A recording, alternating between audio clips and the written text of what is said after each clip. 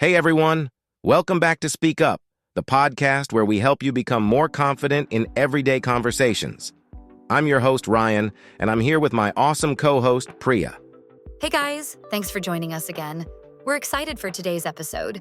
It's all about something super practical but often a little nerve-wracking: how to order food at a restaurant. That's right. By the end of today's episode, you'll know exactly how to approach the menu, how to ask the right questions, and even how to handle tricky situations like customizing your order or sending food back if needed. Yep, we've got you covered. We'll be sharing real-life examples, practical tips, and common phrases that you can use next time you're out for a meal. So, if you've ever felt unsure or awkward while ordering at a restaurant, today's episode is for you. All right, let's start with something that people often overlook: preparing before you even get to the restaurant. Now, I know it might sound a little funny, like, why do I need to prepare to eat out? But honestly, a bit of prep can make a huge difference. Think about it. Have you ever walked into a place, grabbed the menu, and felt totally overwhelmed? Too many options, unfamiliar dishes, and you end up either rushing your decision or sticking with something safe. I've been there plenty of times. What I do now is a quick check of the menu online before I go. Not only does it help me figure out what I might want, but it also saves me from that awkward pressure when the server shows up and you have no clue what to order. Plus, it gives you a chance to think about any questions you might need to ask, like if you're trying something new or have dietary needs. Exactly. I do the same thing. I think people underestimate how much easier it makes things when you're a little familiar with the menu before you even sit down. For example, if you're going to a restaurant that has, say, a huge variety of dishes, like an Italian place with 20 different types of pasta, looking at the menu ahead of time can help you narrow it down. Personally, I like to see what the popular dishes are too. Reviews or recommendations online can give you a good sense of what's worth trying. And Ryan, you touched on something really important: dietary preferences or allergies. I'm vegetarian, so I always check if a place has good options for me. And if they don't, I'm prepared to ask about modifying dishes.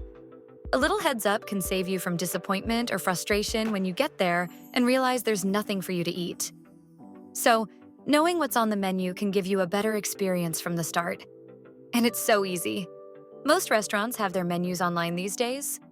Exactly, and it can also help if you're going to a place with food you're not super familiar with, like a new cuisine you're trying out. Let's say you're going to a Thai or Korean restaurant for the first time.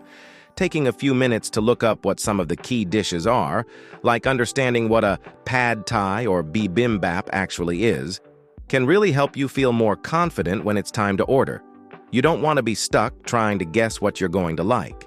It's also a great time to figure out any new terms you might come across. For example, in French dining, you might see terms like à la carte or prix-fixe. Knowing what those mean beforehand saves you from asking in the moment. Little things like that can take the pressure off. And another thing that helps is knowing what to expect in terms of portion sizes, or whether the restaurant serves shared plates. Some places, especially tapas bars or family-style restaurants, expect you to order for the table rather than just for yourself. And that can catch you off guard if you're not prepared. And speaking of being prepared, if you're dining in a group, it's super helpful to discuss the basics before you even arrive. Are you going to share dishes? Do you all want to split the bill evenly? If you have a plan going in, it saves time and avoids confusion later on. Plus, it gives you time to think about your preferences without that pressure of everyone waiting on you to decide. So yeah, checking out the menu beforehand, knowing your dietary needs, and even thinking about group dynamics. It's all part of making the whole experience smoother. All right, now that you've done your prep and you're feeling confident about what's on the menu, let's move on to what happens once you actually arrive at the restaurant. The first interaction you have is usually with the server, and it's actually more important than people realize. A lot of us just jump straight into ordering, but the way you approach that first interaction sets the tone for the rest of the experience. For example, when the server comes over to introduce themselves, instead of just jumping in with "I'll have water," take a second to greet them. A simple, "Hey, how are you doing today?" or "Thanks for helping us out tonight," can go a long way. It's about creating a positive vibe from the start.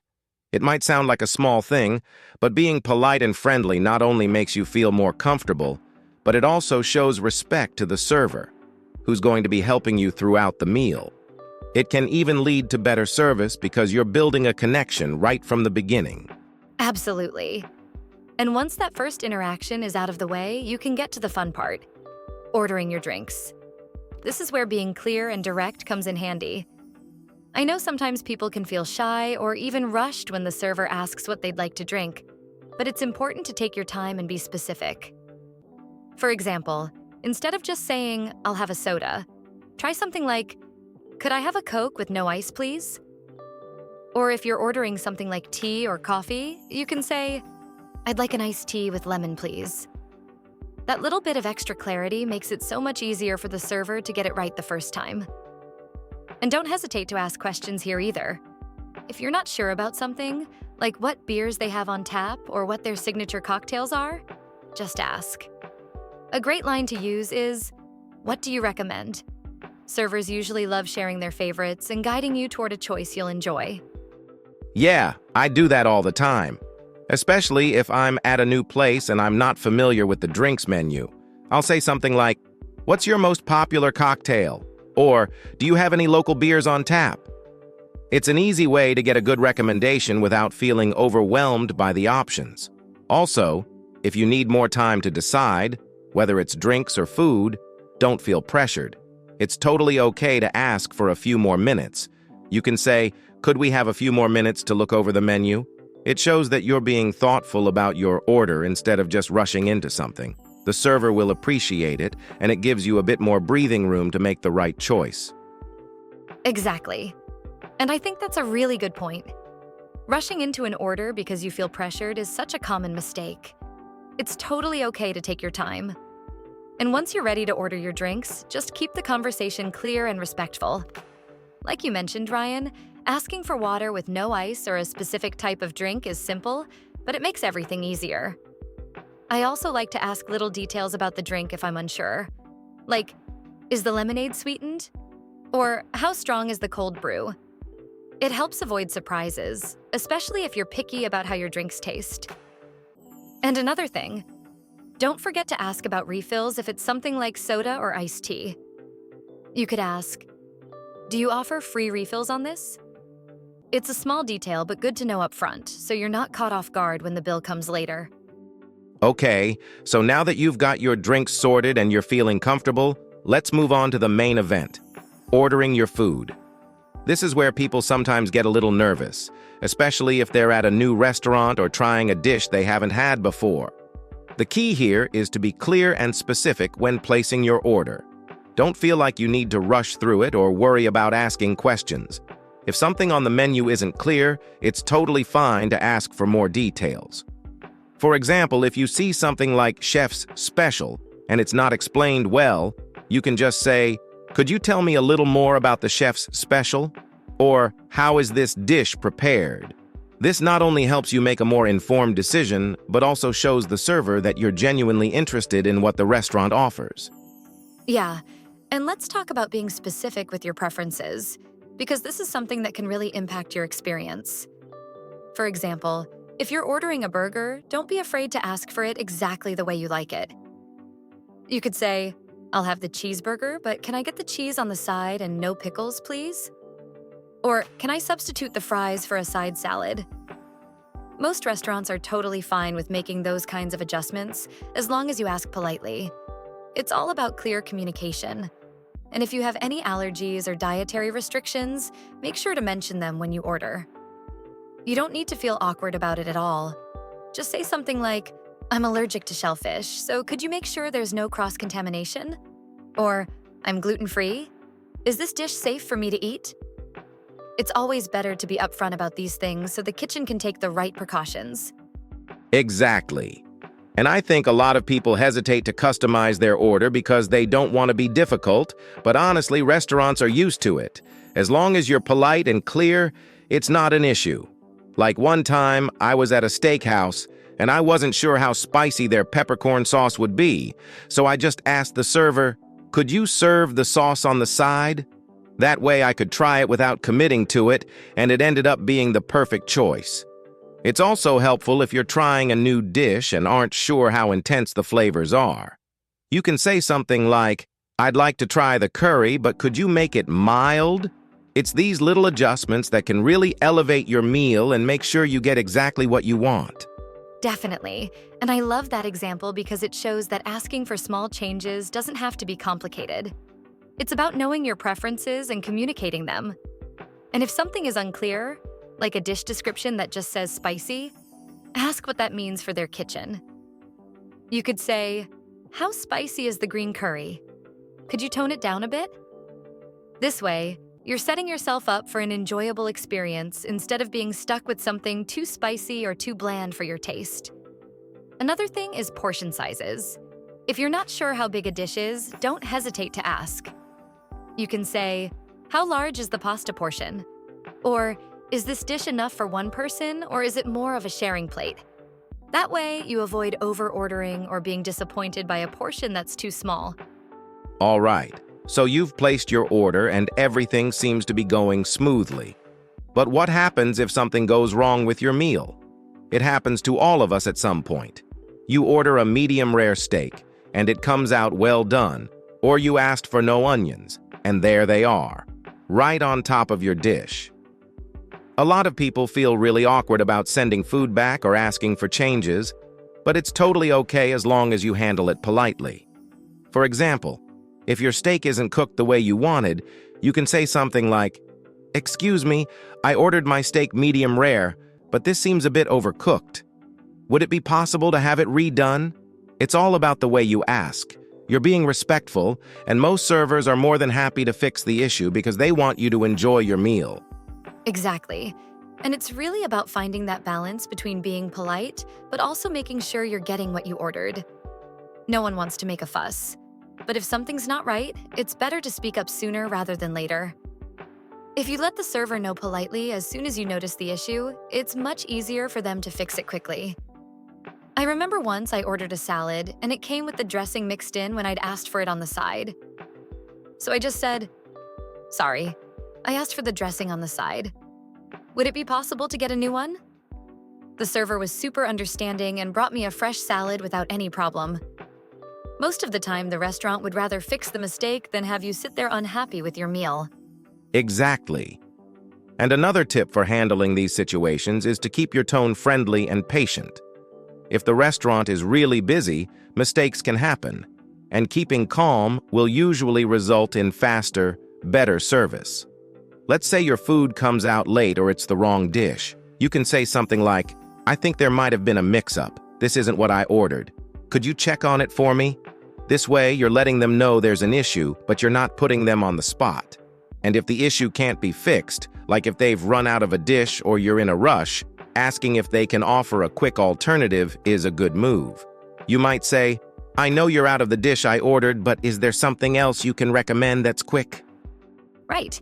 And that flexibility really helps. Sometimes things do go wrong, but staying calm and polite can turn the situation around quickly. And don't be afraid to ask for modifications if something doesn't taste quite right. Maybe you ordered a dish that's a bit too spicy, and it's not what you expected. You could say, "This is a bit spicier than I thought. Would it be possible to tone it down, or maybe bring a side of yogurt or something to cool it off?" Most servers will appreciate that you're being honest about your experience and giving them a chance to make it right. And if they can't fix the dish, they'll usually try to offer you something else or compensate in some way. Exactly. And one more thing. Don't feel bad about sending something back if there's a genuine problem. You're paying for the meal, and it should meet your expectations. As long as you approach it with respect, most restaurants will go out of their way to make sure you leave happy. And like you said, Priya, the key is to address the issue early. If you sit on it and wait until the meal is over, it's harder for the staff to fix the situation. So, as soon as you notice something isn't right, kindly speak up. Just remember to stay calm, polite, and give them the chance to correct it. So, you've had your meal, everything went well, or you handled any hiccups smoothly, and now it's time to wrap things up, paying the bill. This part can sometimes feel a little awkward, especially when you're dining with a group or if you're not familiar with the tipping culture in certain places. But let's start with the basics. When you're ready for the bill, the easiest way is to catch your server's attention and simply ask, "Could we get the bill, please?" Some restaurants might automatically bring it when they notice you're finishing up. But if not, just asking politely is the way to go. And if you're dining with a group, especially if you know everyone wants to pay separately, it's smart to ask for separate checks at the start. You can say something like, "Would it be possible to get separate checks?"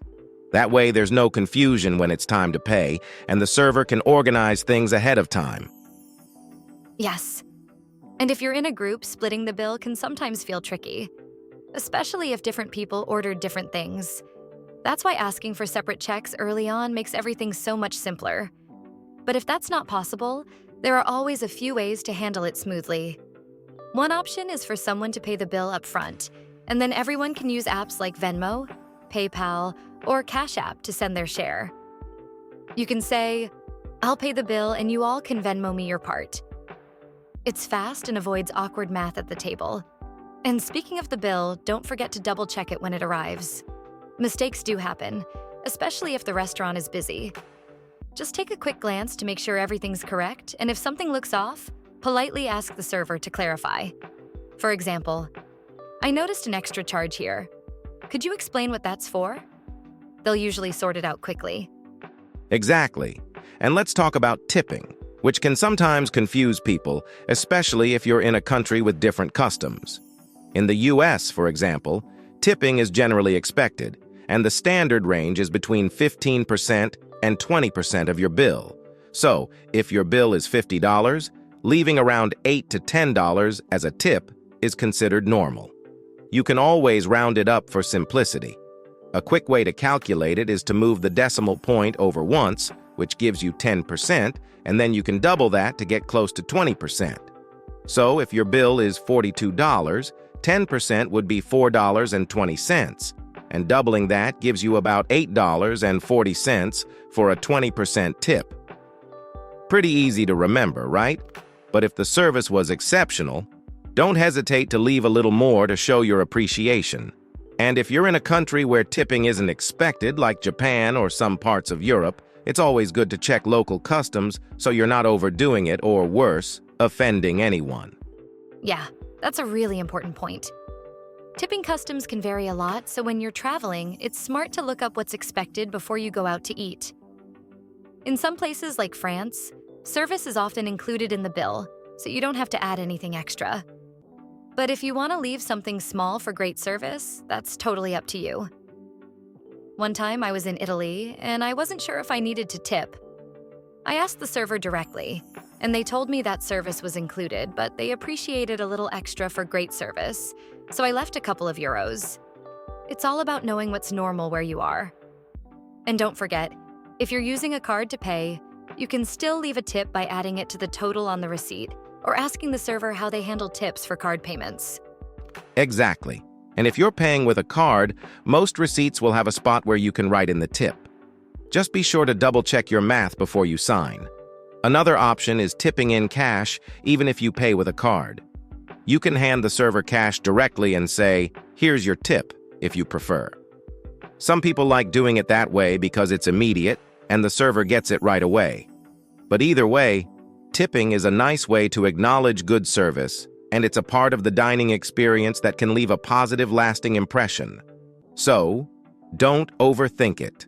Just follow local norms and show appreciation when it's deserved. So to sum it all up, whether you're placing your order or wrapping up your meal, clear communication and politeness go a long way. From asking for the bill, splitting checks, to handling tipping, it's all about making the experience smooth and enjoyable for everyone involved. Exactly. And don't forget, dining out should be fun. With these tips, you'll feel a lot more confident and comfortable the next time you're at a restaurant, whether it's casual dining or something a bit more formal. You've got this. Thanks for tuning in, everyone. We hope this episode helped you feel more prepared for your next restaurant experience. Don't forget to subscribe to Speak Up for more practical conversation tips. We've got some great episodes coming up, Next week, we'll be talking about how to start conversations with strangers without feeling awkward. You won't want to miss it.